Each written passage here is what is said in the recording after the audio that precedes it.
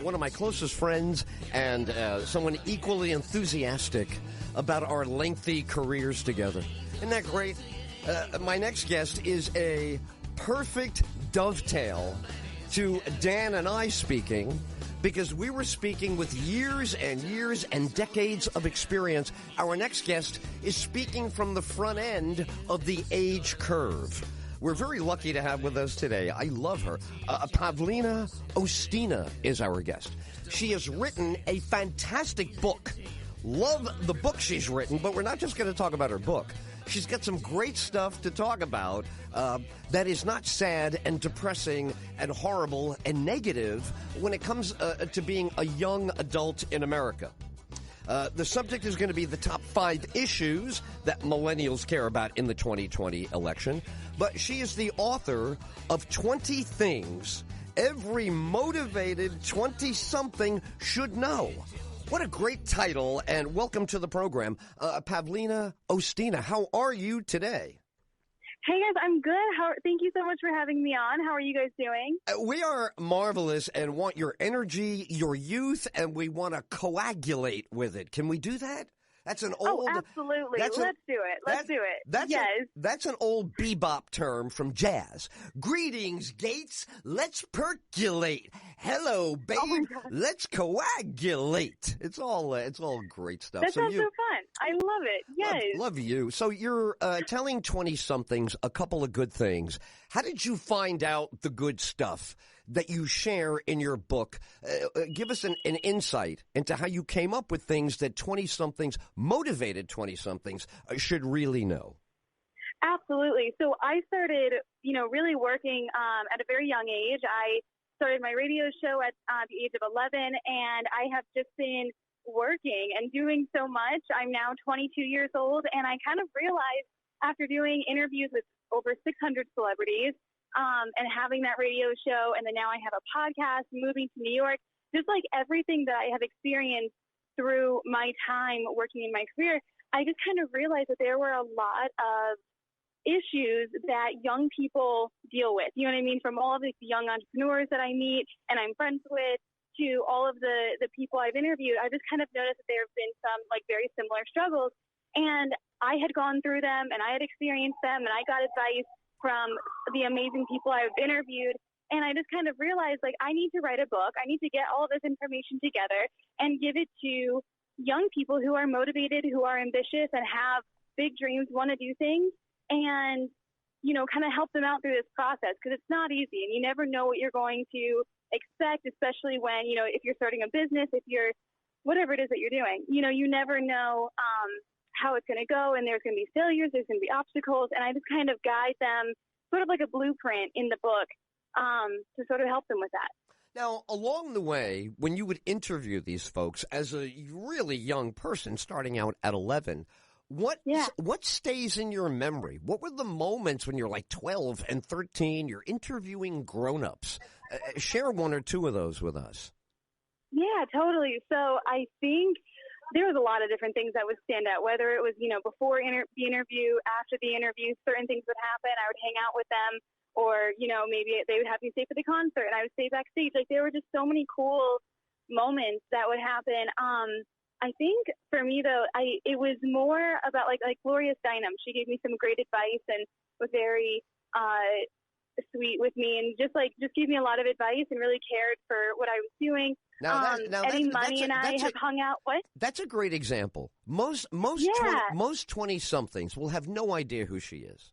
So, I know, which is so sad. They need to learn. Let's let them in. In your words, give me 60 seconds on who she is and why she's important, Gloria Steinem, to you. Oh my gosh, Gloria Steinem is so important. She has done so much for women's rights. She's a feminist. She's a journalist. She's an advocate. She is just one of those people that she was the whole thing in the 60s. She led that whole women's rights movement. Right? Did you ever see the pictures of her dressed up as a Playboy bunny? She was a Playboy bunny. She went into the Playboy. Yeah, it was like it was like an investigation sort of deal. It was amazing. And she became a leading figure in feminism. Yes. Yeah. Yep. So that's really, we were talking about this in a previous segment. The ability, when you're young, as you are, it's hard to appreciate, but I think you do, the ability and amount of change that's possible. Oh my gosh, that's what I love about young people, like millennials and Gen Zs, is they really want the change. They really want to have an impact on the world. So, yes, absolutely. Now, what will they contribute? What do you think will be the unique contribution that these generations will distinguish themselves for? Yeah, so, they're very passionate about, obviously, politics, climate change, making sure we have, clean water, like different things like this. They care a lot about third world countries and wanting to make sure they are getting everything they need. So I think they're still kind of in the beginning of all of the things that they want to accomplish and want to do and help in different ways. But they seem to be tackling a lot of different, mostly I would look at climate change and also like who's running the country kind of thing. But besides that, they have their hands sort of in everything. And I think we kind of need to give them time to see how they can make their mark. But most of them, are very, very determined to have a better world. Our guest is Pavlina Ostina. By the way, what a lovely name. Now, Ostina. Thank you. Ostina sounds Italian. Is it? Well, it's actually, it's pronounced Asta like pasta. Oh, and Ostina. it's Lebanese. Ostina. Thank you. Thank you. Ostina. Yes, I love that. Asta, yes, Asta like pasta. So what is what's your, I'm trying to get a handle on your background. What is your totally. ethnic, what's your ethnic, dad's side, mom's side, what kind of DNA we got in there? Totally. Okay, so my dad is Lebanese, from Lebanon. He came here when he was like in his 20s. Right. And then my mom is German, Irish, and Delaware Indian. Oh my God, what a beautiful. Yes. Beautiful. Thank all right, so you. you have all this energy. Is it an energetic household when you're a kid? Is everybody lively, or are you the live? Yeah, are you the live wire? Yeah. Okay, well, we're different. We're like different kinds of lively. You know what I mean? I think we were always a very loud, energetic kind of house. Like everyone is very ambitious in my family. But I think I was like, I don't know. I was just sort of like the Energizer Bunny. I was just like, okay, like let's keep going. You know what I mean? Like always about it. But yeah, no, my parents are I have 3 other siblings. And they've always been so incredibly supportive in helping us find what it is that we like to do, like what we're passionate about, that kind of thing. And then supporting us, getting us to where we want to go with it, however far that may be. So, it's absolutely. Cool. No, you're a delightful kid. It's Pavlina Osta. I've been mispronouncing it. And wait a second. Wait, didn't you just correct me? Asta? Did you say it's supposed to be Asta? Thank you. Yes. See if you can get closer to that siren. It's not loud enough. I am so sorry. See if the cop will let you in the car. You could go on the police call and you could relate. You could tell us what's going on. All right, here we go. Next question. Maybe I can hop on. love having you on the show. Next question. Okay, this is going to be a very spirited election. And at the age of 22 now, you witnessed the other spirited election when you were 18. So help me. What stake do you have in the November election? What issues matter the most to your contemporaries, do you think? Absolutely. So, even like I said before, it's like on what they want to change and what they really care about. Climate change is really important to them. Mental health care is very important. They want to make sure, their therapies and everything else is covered. It's very important to them. Also the economy, that is crazy. You know what I mean? Like I think when let me jump right in here because this is going to be dicey. This will be dicey. All right. You just mentioned the economy, and I love you for that because I know you're a bustling entrepreneur. I can feel how successful you're going to be. Now, thank you. I'm really, you've got it, kiddo. But I do want to ask, among many your age, he is the devil in the White House. And he brought the best economy you kids could ever have.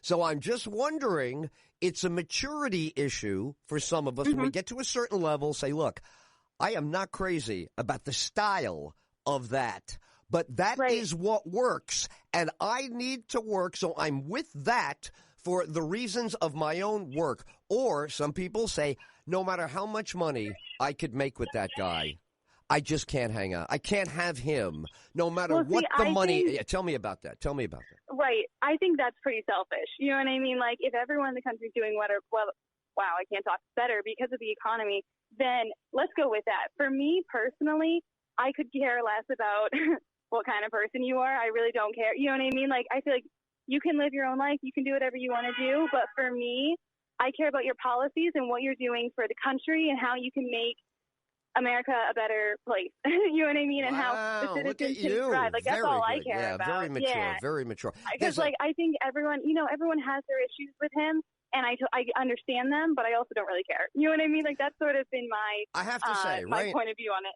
If you're working, like, have you had jobs? Have you worked retail at all in your life? Worked at a store? No, my first job was at a radio station. And I kept working at radio stations. There you go. Well, the radio has some of this. The radio station will have this, like at the front desk, where, members of the public just come in. Oh, I'm here to pick up my T-shirt, my tickets, blah, blah, blah. Oh, are you Pavlina? I heard you. So there's those kind of interactions, all right? In our lives, you and I, as individual people, I'm a lot older than you, but we're just individuals. In our lives, if we had a good job, say we work for the Gap, or we're working for some big company, and you and I have a good living, but then the chairman of the board is on the financial station and he's doing bad things, like maybe the McDonald's guy got caught doing misbehaving. Are you and I able to separate the two? I believe you are. And isn't that the key to using America for success? You can't get swept up. You have to keep your eye on what matters to you. Are you feeling me on this point? You get me on this? Oh, I totally agree.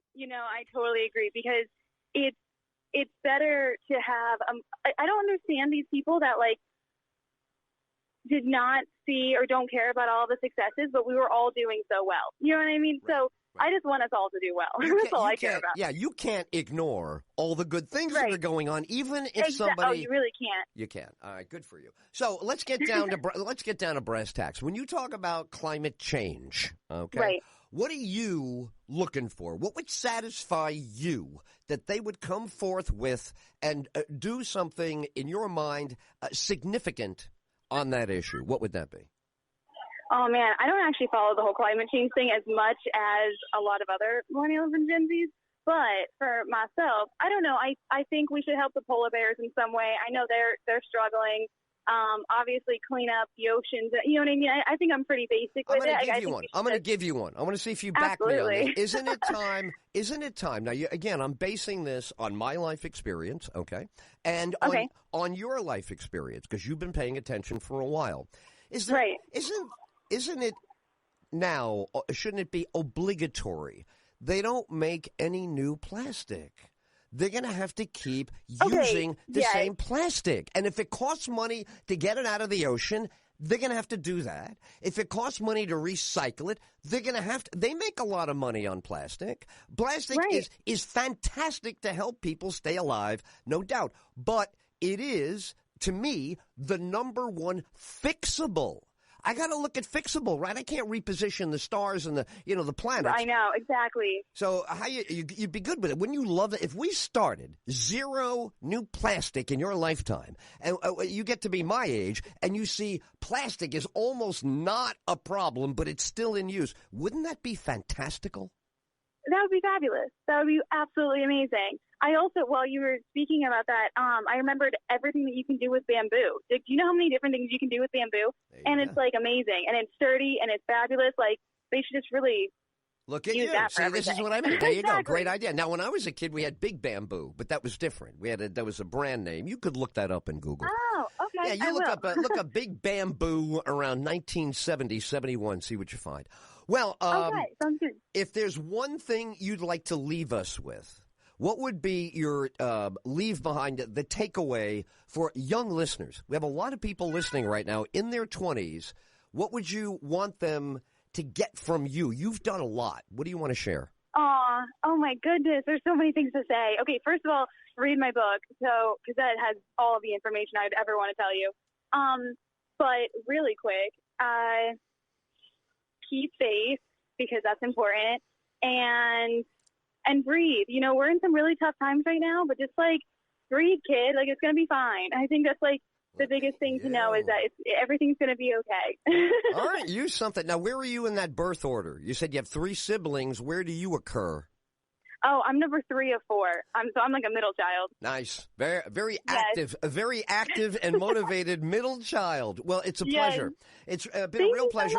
So you want to come back from time to time? We'll use you like a generational reporter a little bit. I would love that. That is like my favorite thing. That'd be so fun. You got it. Well, it's a pleasure having you on today. One more time, title of the book, and do you have a website and social that you would like people to hook up with you? Absolutely. Okay, so the title of the book is 20 Things Every Motivated 20-Something Should Know. You can get it on Amazon, paperback or Kindle. And my website is pavlinaosta.com. That's O-S-T-A, Osta.com. And all of my socials are just at Pavlina Osta. That's perfect. Well, loved having you on. Congratulations to your terrific parents. Behind any kid like you, there are always great moms and dads and great families. Thank you for being on today, Pavlina. Thank you guys so much. I really, really appreciate it. Pavlina Osta. I was saying Osta all day. Osta.